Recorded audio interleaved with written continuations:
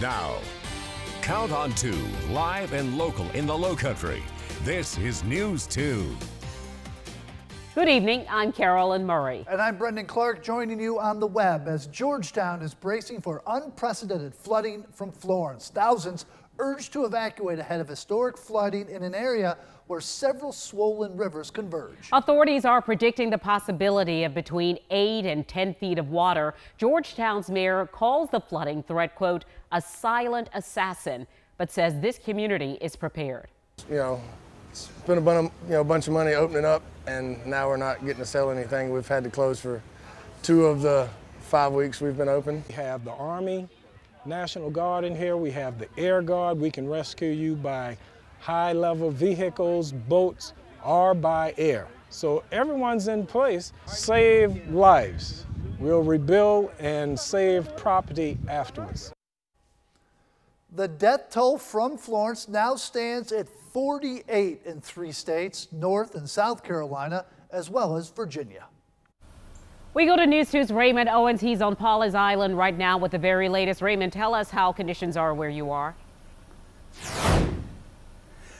Carolyn, right now I'm in the Litchfield Plantation subdivision here on Pawleys Island, and if you look behind me, this area right here, normally this would be dry land, basically a little bit of woods, if you would, right next to the creek. But as you can see right now, it looks a lot more like a shallow swamp.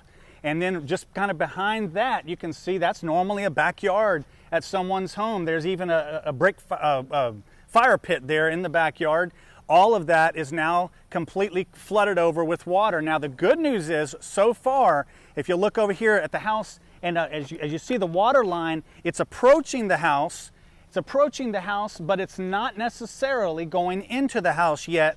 And that's what we're seeing at a lot of the homes here in the Litchfield Plantation area. Of course, they have some sandbags here up against the walkway as you're going up toward the house. But right now, most of the houses that I see in this area are similar to this. They have water, it's getting close, but it's not necessarily becoming a threat to the house itself here in Litchfield Plantation. So that's basically the latest. It's good news for people who live here. They're hoping that it doesn't get any worse than this, but they're preparing just in case it does. I can also tell you the marina, if you're familiar with the marina here in Litchfield Plantation, that is basically flooded out right now. But of course, you know, it's boats.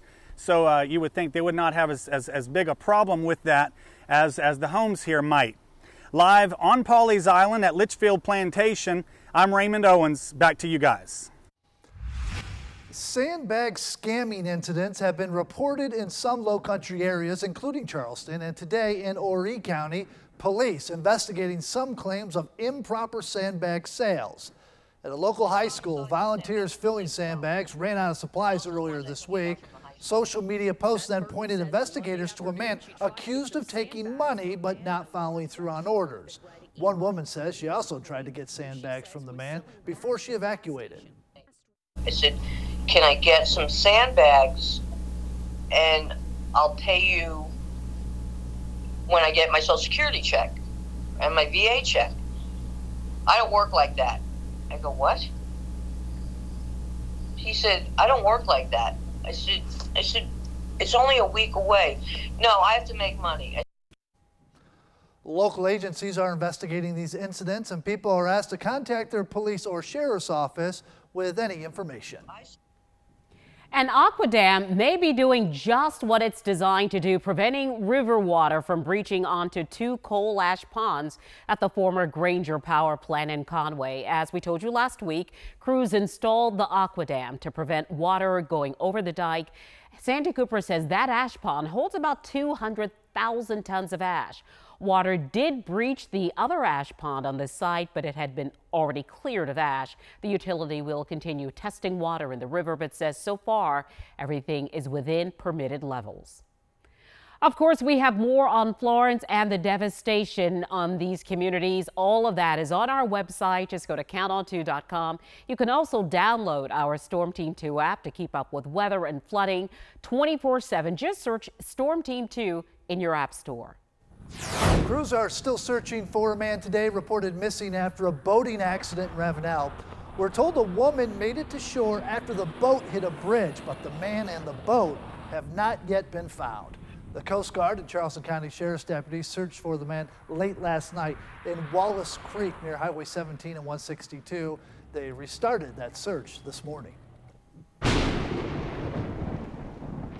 All right, taking a look now at the level of the Waccamaw River at Conway. It did crest yesterday, and it is coming down. As you can see, that crest was about just over 21 feet. We're now just under 20 feet with a record 17.9, and the levels will continue to fall throughout the course of the weekend and early next week, but still staying above the record and certainly above major flood stage. It's turned out to be a pretty nice day. I think our big concern now through the rest of the night, potential for showers and thunderstorms. It's been a hot day. Most of us in the 90s again, 90 Somerville, 90 Walterboro, over to Folly Beach at 88, and that slice of heat and humidity starting to shrink a little bit as a front is moving on in. But right in this area, the southeast corner, is where we have the best chance of showers and thunderstorms, kind of seeing those lining up along the front and starting to pop across the state of South Carolina with high pressure offshore. That will keep pumping up the heat that we've certainly been seeing here the last few days, and most likely we'll see through the weekend as well. As we take a look at the live radar, again, showers and thunderstorms starting to pop up. Most of the heavier storms are on the other side of Interstate 95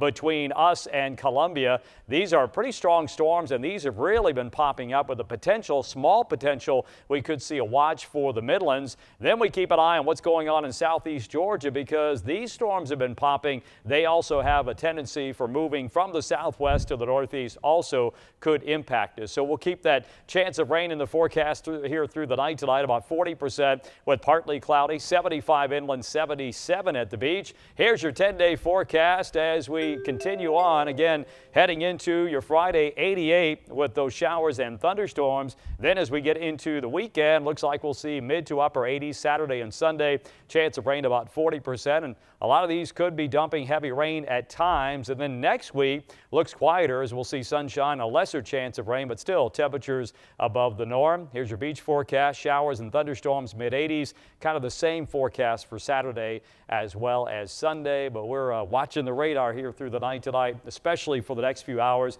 until the sun goes down, and then things will start to kind of settle down as well. All right. Thanks, Rob. Thank you, Rob. Well, thank you for joining us for this condensed version of our newscast. Of course, we will break in with more information as warranted. Yeah, join us tonight on News 2 at 11 o'clock if the Kavanaugh hearing has wrapped up by then. Thanks for joining us.